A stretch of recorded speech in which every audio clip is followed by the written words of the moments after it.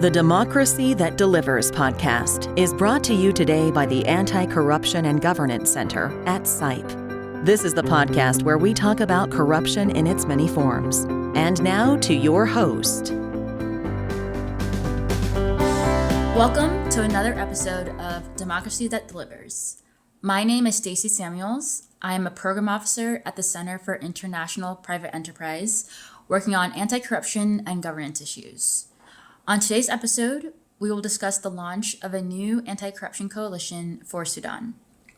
It is close to a year since the start of the war in Sudan between the Sudan Armed Forces and Rapid Support Forces on April 15th, 2023. Since then, the country and the people have endured countless hardship and tragedy. An estimated 8.1 million people have been displaced due to the war, and more than 24 million in Sudan will need humanitarian assistance this year. Over the course of the war, countless reports of human rights violations and acts of corruption have been documented. The issue of corruption plays a role in the continuation of the war in Sudan, and addressing it is necessary to the efforts for stopping the war, according to our guest today, Amaima Gutabi. Amaima Gutabi is Executive Director for Sudan Democracy First Group and founding member of the new Anti-Corruption Task Force Sudan, also known as ACT Sudan. ACT Sudan is a newly established task force group aimed at addressing the corruption issues that contribute to the protraction of the war. Hello, Amaima. Thank you for joining us today. How are you? Thank you, Stacey, and thank you for having me. Firstly, I would like to ask, what is the motivation behind creating ACT Sudan? Well, the motivation behind creating ACT Sudan is definitely an old one, and it is quite inherent in the very core and essence of the organizations that came together to form ACT Sudan.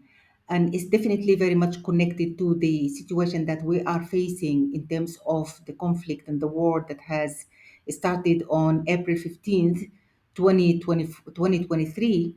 But it has this is not just this has just been the beginning that show that there is a deterioration in the economy of the country, in the politics of the country, in the livelihoods and the lifestyle of the population, which is definitely based to the poverty that has really reached unprecedented rates, like 46%, according to government statistics. 46% of the population are under the poverty line. That deterioration has really increased in the past few months. And that is due to displacement, due to the number of death toll as a result of the conflict, whether directly or indirectly.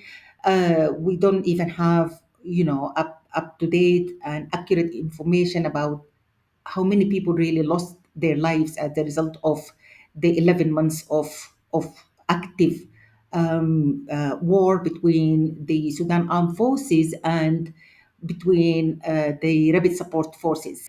So that really what really directly motivated us is to contribute to ending the war in Sudan through disclosing these pockets of corruption that is just really kind of like instigated as a result of this of the war. The warring parties are trying to hide their interests, which are definitely related, as I said, to illicit financial flows, illicit flow of arms into the country, and also related to extraction and export of gold and other mineral resources.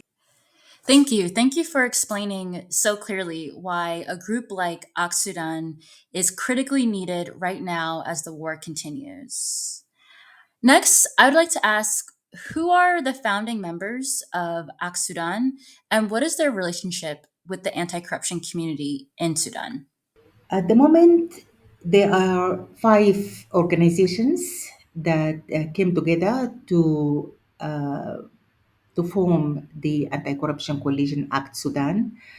And these are the Sudanese Consumer Protection Society, Sudanese or Sudan Democracy First Group, Al-Khatim Adlan Center for Enlightenment and Human Development. The fourth is WAI organization. The fifth one is the Sudanese Journalists Syndicate. These are just the founding members, I would say, and the membership is going to be open for other organizations. The five organizations have got a lot of work done on anti-corruption for so many years, and that work is related to research. There is like the Sudanese Library, I would call, without specifying the organization that did the research, has done a lot of work on investigating corruption on various areas, including issues of kleptocracy, looking at the gold sector in particular, looking at corruption in the banking system, looking at corruption in the health system, and also looking at corruption at the communications system, telecommunication system in particular. Without this group coming together to address the issue of corruption, we do risk the end of opportunity of the Sudan type of Sudan that we would like to see, a free Sudan in which the people are involved in the processes and of decisions being made in the country. So to follow up on what you were saying, right now more than ever, a coordinated humanitarian response is needed in Sudan. UN OCHA estimates about 24.8 million are in need of humanitarian assistance. However, we have seen the politicization of aid by both of the warring parties through blocking access of aid, diversion of aid, and looting of aid shipments. What is the task force plan to combat this? Well, actually, this is a very, very sad story that we have been hearing and reading and experiencing through our staff and colleagues who are working on the ground. That aid is not really reaching those who are in need for it, and that aid has been diverted to either to armies or has been also channeled to markets, and that's from one side. The other side is also connected to the global aid system and whether those who are affected by the conflict, the Sudanese people who are displaced or who are living in camps or shelters and who are living in uh, places which are not their home places, like towns and villages all over Sudan, or even the ones who cross the border staying in Chad or in South Sudan or Ethiopia or even here in Uganda. It's a question whether there is a standard that has been followed to channel the appropriate amount and quality of aid to Sudan. There is insufficiency, first of all, but also the channels of distribution hasn't really been working perfectly as it used to be in other situations in Sudan before or even elsewhere in the world. Our thoughts about how we can contribute to making sure that the humanitarian aid, reaches the people who actually need it. We think it is really a programmatic question. First of all, we need to empower communities to be able to monitor the amount of aid that comes in, to have the right skills to do proper distribution, proper recording, and also proper auditing of the quality and the quantity, and also enable whistleblowing because people sometimes, most of the time actually, know that there is corruption related to aid, but they just basically keep silent for so many reasons. One of the reasons, of course, is fear of retaliation of some powerful agencies on the ground that might retaliate if somebody really breaks the news about corruption related to this. International community also needs to exert some pressure on the two armies on the need, the ethical standards of distributing aid to the people who actually need it. Uh, Thirdly, there is a need for coordination among the international community, the international non-governmental organizations in particular, that they need to coordinate the aid that goes to Sudan. We know that the UN has got its own uh, mechanisms for that coordination, but also due to issues of accessibility, due to issues of that the whole country is actively in war, the system hasn't really been working effectively. It's really very important that aid distributors and those organizations that give aid need to come together and realize the issue of corruption related to delivering aid, and stand also in a very firm position of deterring those who are engaged in this process. And we need to advocate for access at the very global level, at the UN Security Council's level. And I think there is also an open appetite right now at the Security Council to listen to the question of Sudan in terms of accessibility of aid is one of them, ending the conflict is another. So advocacy is definitely one of the issues. So you come to the international agencies that are actually working in Sudan. There is a kind of fragmentation at the moment that it needs to be addressed. It needs to be coordinated. There is a need to kind of like come together, prioritize, advocate for access. And I know that there is a lot of work that's taking place, but it's just not enough. When you are displaced for 10 or 11 months without being supported, it's really questionable. Uh, then on the ground itself, of course, there is the two warring armies, the Rapid Support Force and the Sudanese Armed Forces.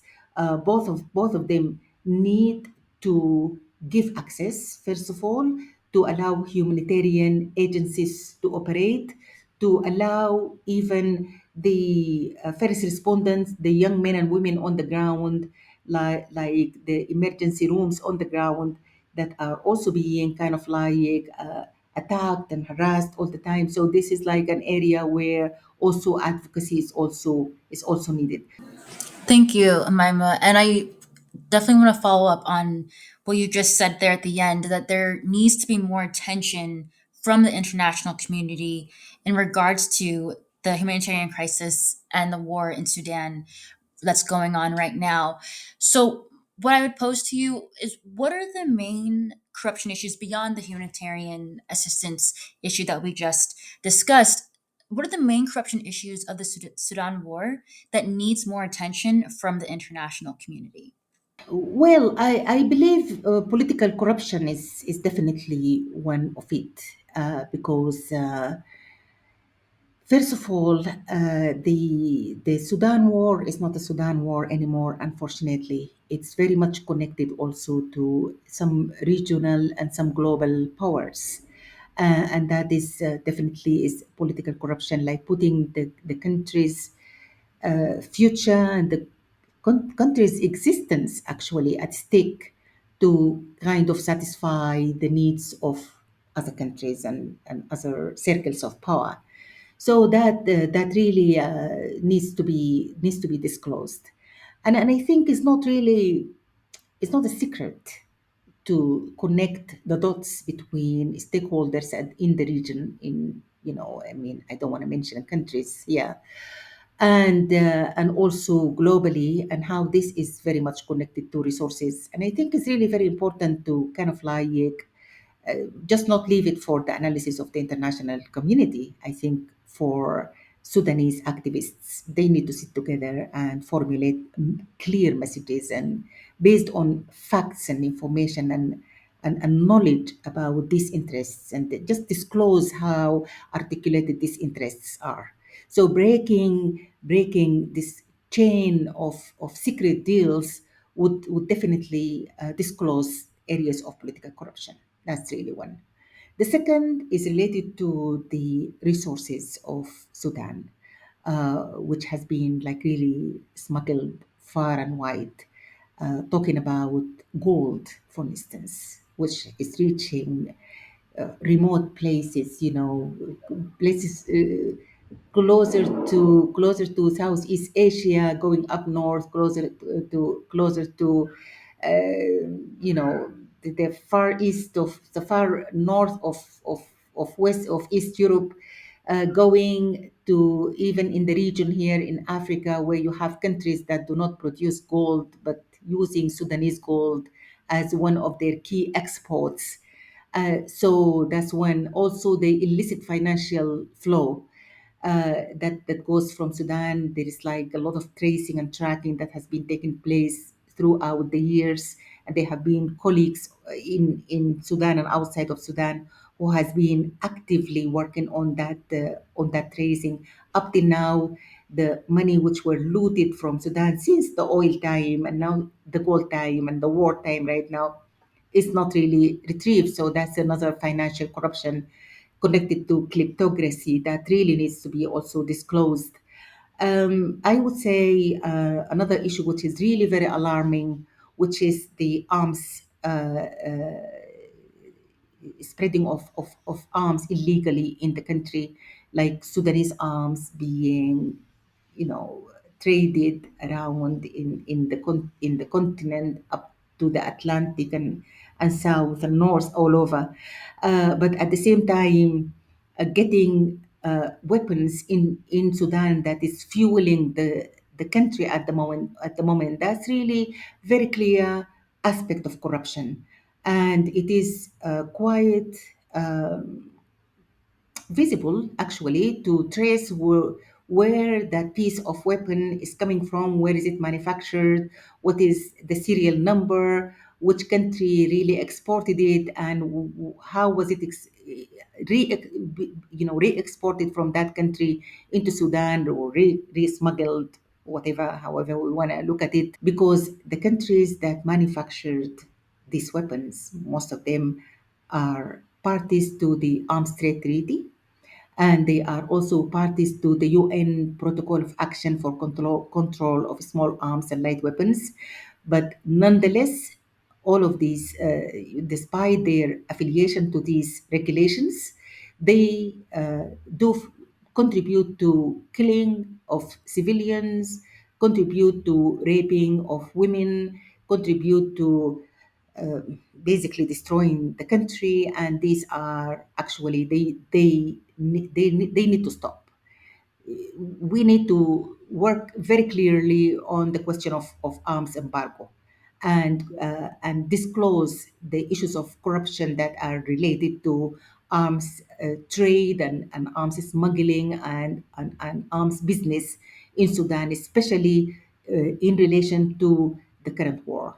So this is an area that is we have been discussing within the team, the Act Sudan team, for some time, and it's going to be definitely one of the areas that we're going to be focusing on.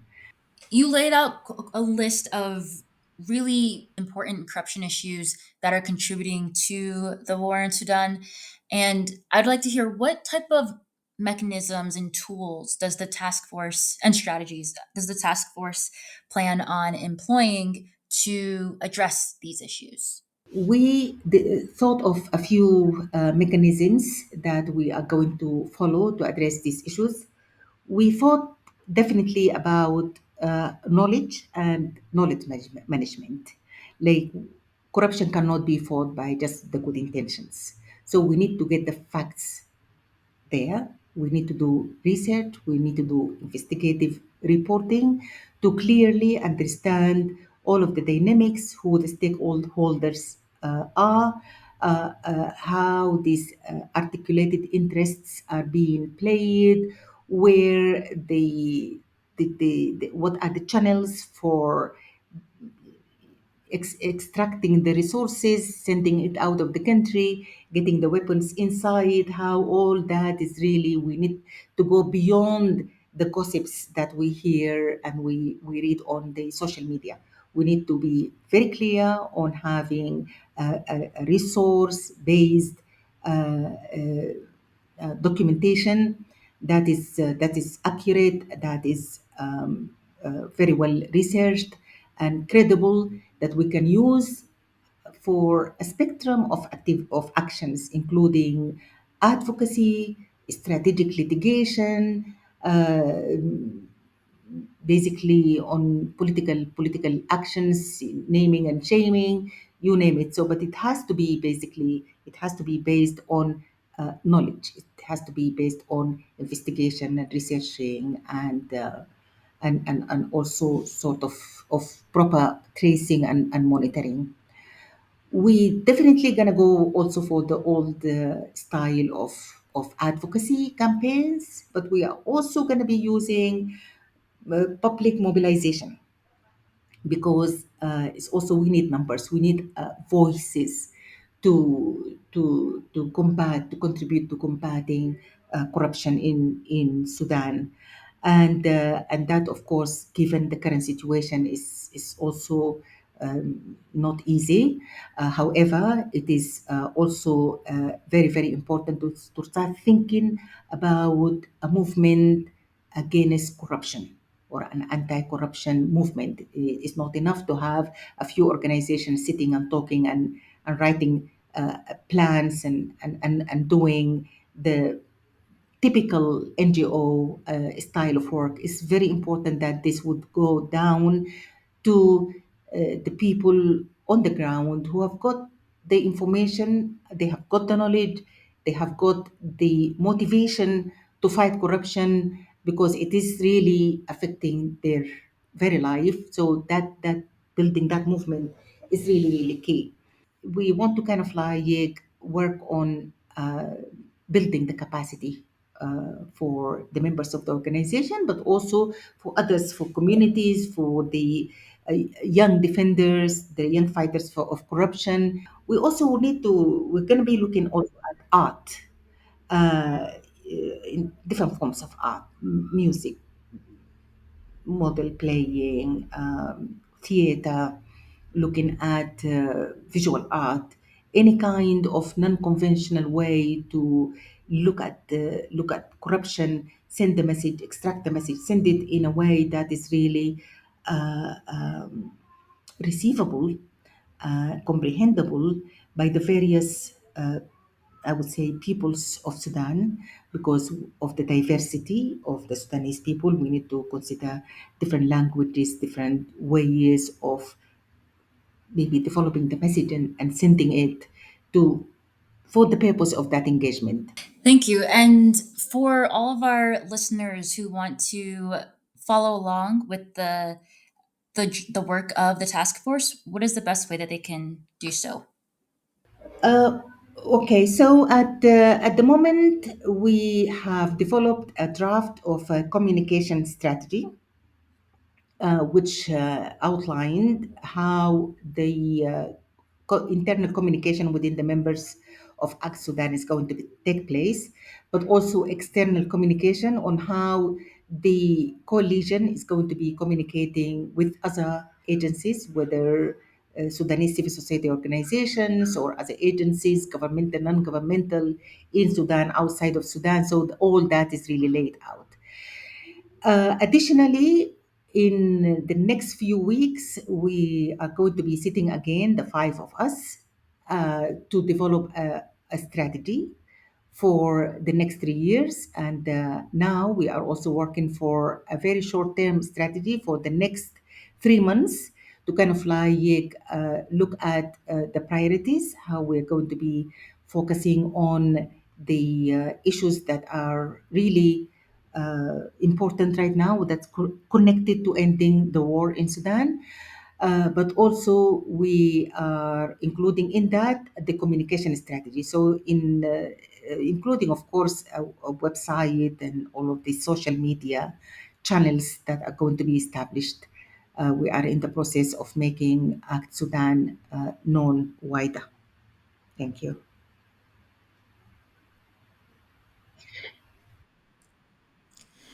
Thank you, Amaima, and thank you for taking the time today to discuss Sudan and for all the great work that you and your colleagues have been doing to stop the war and have peace in Sudan. Well, thank you so much, Stacy.